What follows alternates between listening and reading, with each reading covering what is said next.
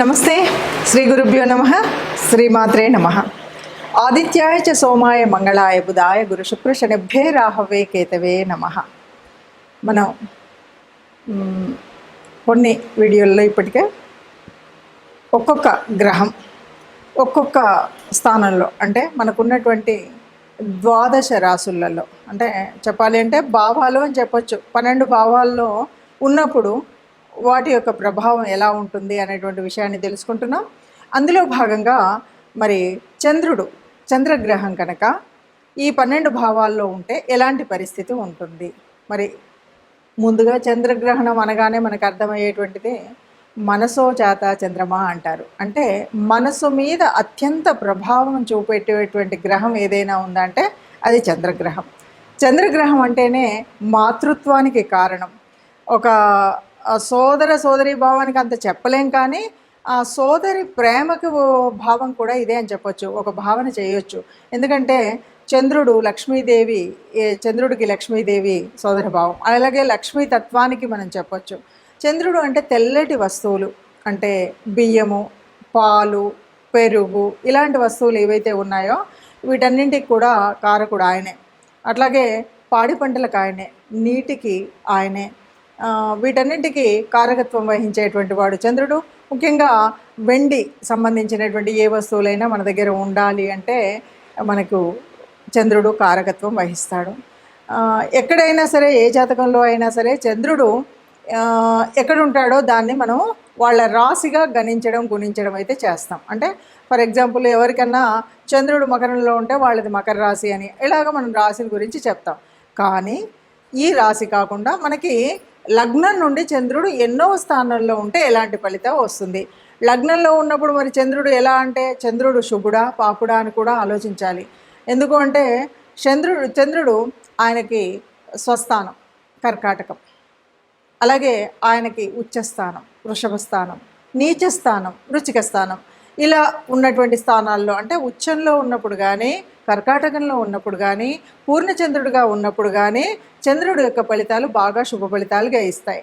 మిత్రులతో కలిసినప్పుడు శుభ ఫలితాలు ఇస్తాయి. ఇంకో మాట చంద్రుడి గురించి చెప్పుకోవాలి ఏమిటంటే ఏదైనా శుభగ్రహం యొక్క దృష్టి కానీ కలయిక కానీ ఉంటే చాలా తొందరగా ఆ ప్రభావం మీద పడుతూ ఉంటుంది.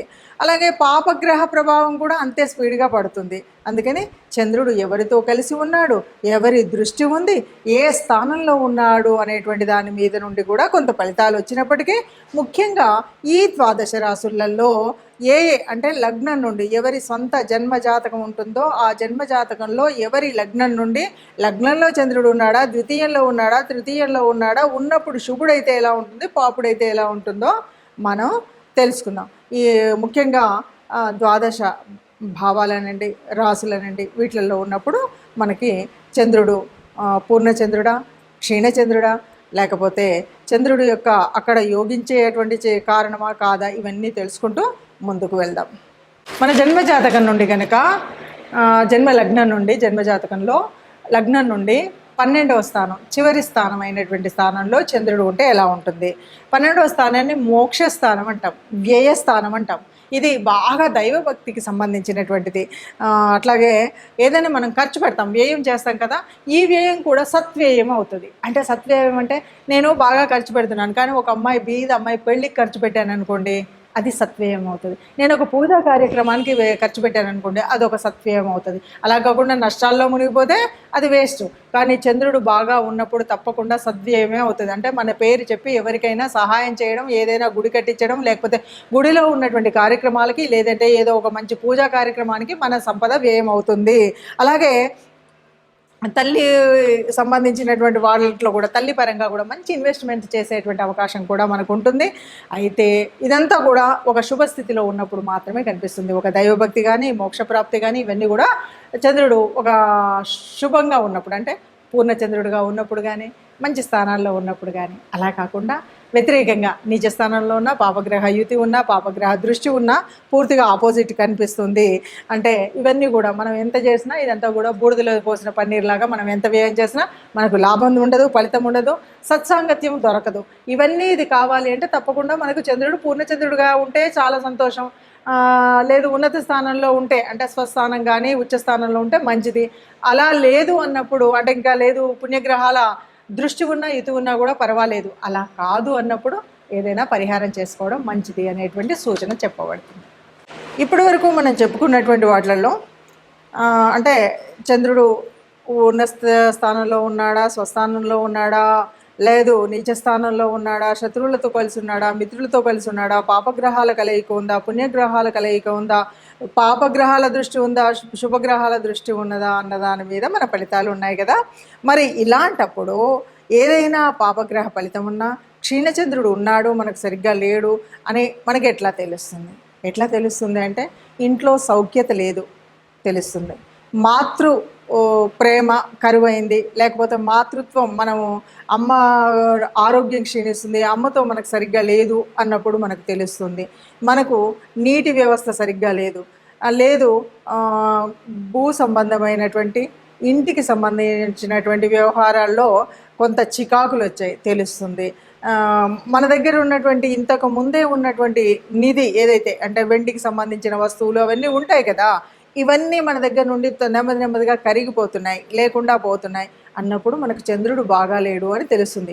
అన్నిటికీ మించి మనస్థిమితం లేకుండా చేసిన పని ఏం చేస్తున్నానో అర్థం కాకుండా చేసిన తప్పులే చేసి ఇప్పుడు ఏదో అనుకోండి రేపేదో చేయడం, ఇలాగా ఒక స్థిరమైనటువంటి ఆలోచనలు లేకుండా ఉన్నప్పుడు కూడా చంద్రుడు బాగా లేనట్టు. అలా మరి బాగా లేనప్పుడు అంటే బాగున్నప్పుడు మంచి శుభ ఫలితాలే వస్తున్నాయి, మరి బాగా లేనప్పుడు మనం ఏం చేయాలి, ఎట్లా చేయాలి అంటే చంద్రుడు అనగానే మనకు చంద్రగ్రహానికి సంబంధించినటువంటి స్తోత్రాన్ని చదువుకోవడం.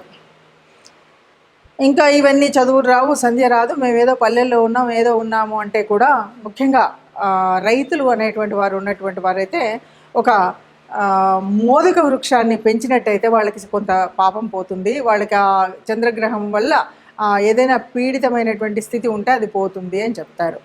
ఇక తెలిసిన వాళ్ళు గ్రహస్థుతి చేయడం, ముఖ్యంగా సోమవారాలు చంద్రుడికి ఇష్టమైనటువంటి వారం సోమవారం రోజు తెల్లని ధాన్యమైనటువంటి బియ్యాన్ని ఎవరికైనా దానం చేయడము, తెల్లటి వస్తువుల్ని దానం చేయడం, తెల్లటి వస్త్రాలను, ఎందుకంటే చంద్రుడు వస్త్రాలకు కూడా అధిపతి ఆయనే, ఎవరికైనా ఏదైనా తెల్లని వస్త్రం దానం చేయడం ఇలాంటివి చేయాలి. సరే మనకు బాగాలేదు కదా, ఎవరైనా మనకు తెల్లటి వస్తువులు ఇస్తే మనం స్వీకరించకూడదు, తెల్లని వస్తువులు ఎవరైనా మనకిస్తే అస్సలు స్వీకరించకూడదు మనకు దోషకాలం ఉన్నప్పుడు. కొంతవరకు పురుషులైతే కుడి చేతికి, స్త్రీలైతే ఎడం చేతికి వెండికి సంబంధించిన ఏదైనా కడియం లాంటిది వేసుకుంటే కొంత ఉపశాంతి కలిగిస్తుంది. ముత్యాలు, ముఖ్యంగా చంద్రుడికి సంబంధించినటువంటిది ముత్యాలు కూడా ఒకటి, ఆ ముత్యాలు మనం ధరించడం అనేటువంటిది కూడా చేయొచ్చు. తర్వాత తెల్లటి గోశాలలో కనుక తెల్లటి గోవు, అది కూడా స్వదేశీ గోమాత ఉంటే ఆ గోమాతకి బియ్యంలో కొన్ని బియ్యం తీసుకొని అందులో కొంచెం బెల్లం వేసి ప్రతి సోమవారం రోజు మనం గోశాలకు వెళ్ళి ఆ గోమాతకి తినిపించడం. అంతేకాదు ప్రదోష వేళ శివుడికి అభిషేకం చేయించడం అనేటువంటిది కూడా, ఎందుకంటే ఈయన చంద్రశేఖరుడు కాబట్టి ఆ శివుడి తల మీద ఉండేటువంటి వాడు కాబట్టి శివుడికి అభిషేకం చేయించినట్టయితే, ముఖ్యంగా ప్రదోష వేళ అభిషేకం చేయించినట్టయితే మనకున్నటువంటి దోషాలన్నీ పోతాయి అని చెప్పొచ్చు. కాబట్టి ఒకవేళ పొరపాటునో గ్రహపాటునో మన పూర్వజన్మ సుకృతం వల్లనో వచ్చినటువంటి ఏవైనా దోషాలు ఉండి చంద్రుడు ఉండవలసిన స్థితి కాకుండా కొంచెం అటు ఇటుగా ఉన్నట్టయితే మనం ఇలాంటి పరిహారాలు చేసుకొని ఏ లోపం లేకుండా హాయిగా సుఖంగా ఆనందంగా జీవించవచ్చు. మనం అనుభవించడం అనేటువంటిది జీవిత లక్ష్యం.